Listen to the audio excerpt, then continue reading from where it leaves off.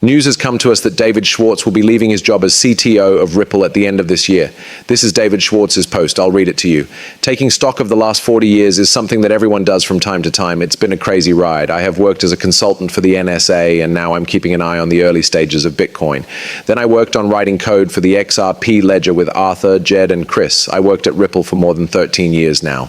This company, the people who have worked here, and the community around the XRP ledger have made me so grateful that I can't even begin to describe it. Second only to my wonderful family, it's been one of the best honors and events of my life. Right now is the right time for me to step down as Ripple CTO at the end of this year.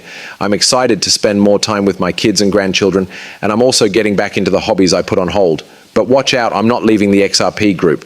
I will be back and you will never see me again. I've been working on the side for the past few months, setting up my own XRPL node and sharing the data it produces, as well as looking into other ways to use XRP besides what Ripple is focusing on, among other things. I really enjoy this part. It was fun to get my hands dirty, talk to builders, and code just for fun, and I can't wait to get back to that. I'm sure there will be more on this soon.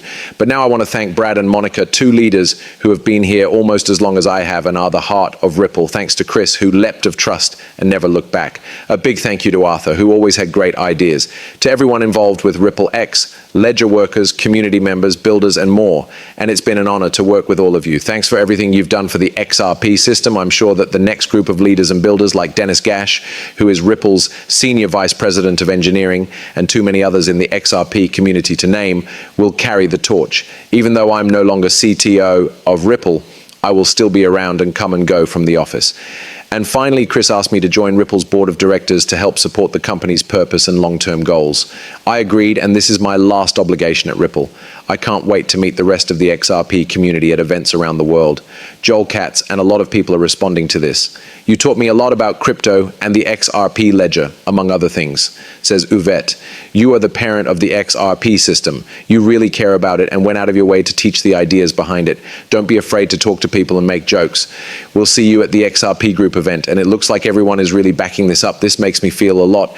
I hope everything goes well for David, because David was so smart. I think he was one of the reasons people looked into the XRP system. People stood up and paid attention when he spoke.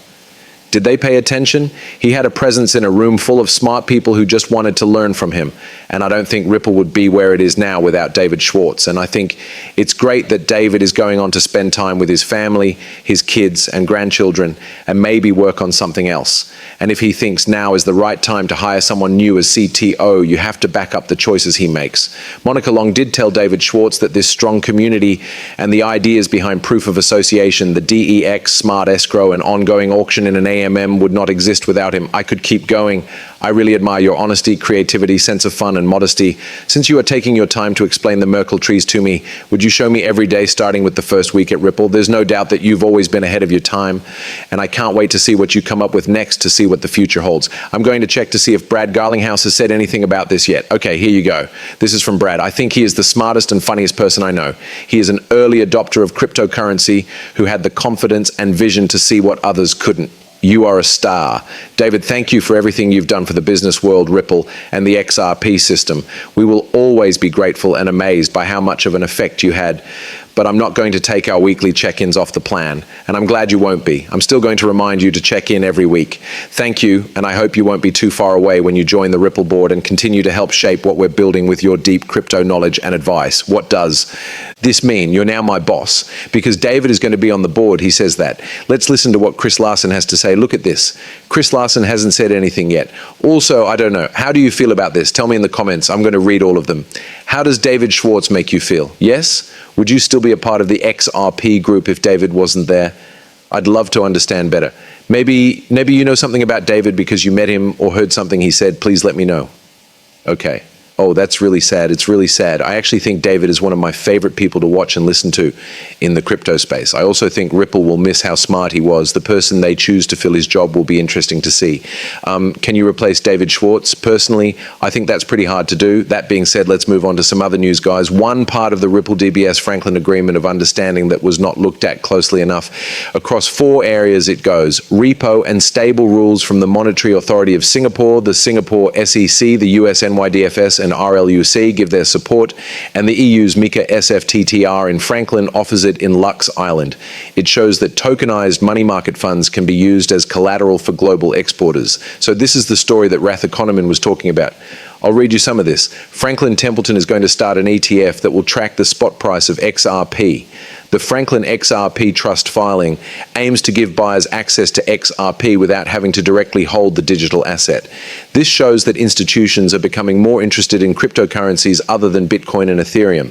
Franklin Templeton has joined the race for an XRP ETF. This, along with the recent filings for a Solana ETF and a crypto index fund that only invests in Bitcoin and Ethereum, shows a planned move into altcoin investments. It does talk about the price of XRP, but we're not going to talk about that too much. But just to give you a little more background, the whole social media post is about how the Ripple DBS Franklin Templeton deal covers a lot of different areas, including the ones I already mentioned.